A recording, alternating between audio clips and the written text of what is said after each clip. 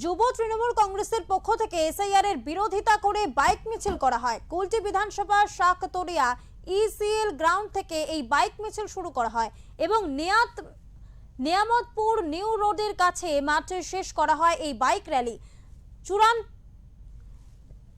চক্রান্ত করে জেনুইন ভোটারদের নাম তালিকা থেকে বাদ দেওয়া হচ্ছে, তারই প্রতিবাদে তৃণমূল কংগ্রেসের এই মিছিল বলে জানিয়েছেন আন্দোলনকারীরা।